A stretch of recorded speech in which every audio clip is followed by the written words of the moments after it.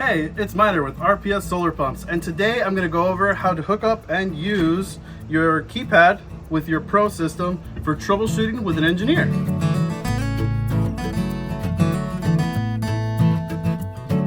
So the first step in troubleshooting the Pro system is ensuring that your AC output or your pump plug is connected.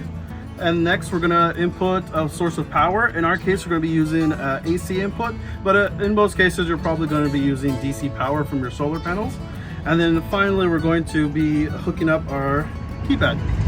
And to do so, we take our keypad and our connector cable.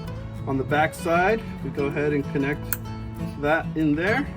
And on your controller, we just go ahead and open up this keyboard cover and connect it in there.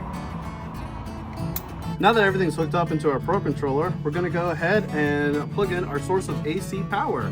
Now keep in mind that we're doing AC power today, although usually you'll be using DC solar power instead. Now that it's connected and has power, you'll notice that the Pro controller run light will come on and flash green. So on your Pro controller, the blinking run light will stay flashing while the controller is initializing or in standby mode. Now that everything's ready to go, let's take a closer look at the keypad. While the Pro controller run light is blinking, you'll notice on the keypad you'll have a blinking 60. So once the pump starts to initialize, we'll see that the hertz on the keypad will go ahead and start increasing all the way up until it reaches max hertz at 60. We are now at 60 hertz. The pump is at max frequency, and we're going to go ahead and start taking a look at some other values using the shift button. When we start using the shift button, we can see other values come up on the keypad. There's a little light indicator on the side that is going to dictate what value we're looking at. After the hertz value, we're going to see bus voltage of the Pro controller, which is typically somewhere between 320 and 330 volts. After we hit shift again, it's going to change over to pump voltage. So we see we have about a steady 237 volts going to the pump from our source of AC.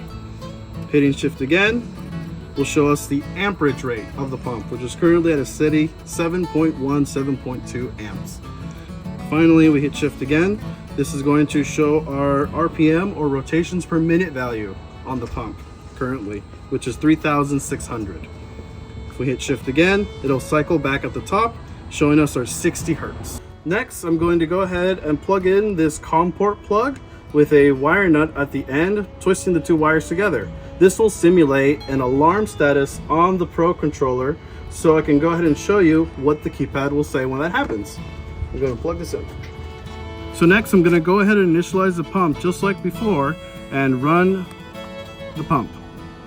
As we see, the pump starts to spool up, but then it gets stopped by our COM port connection plug, and now it shows A-TF, an alarm state. The RPS controller will display an alarm or fault light, and at this point the RPS engineer will ask for the code displayed on your keypad, which is imperative to help us diagnose the system.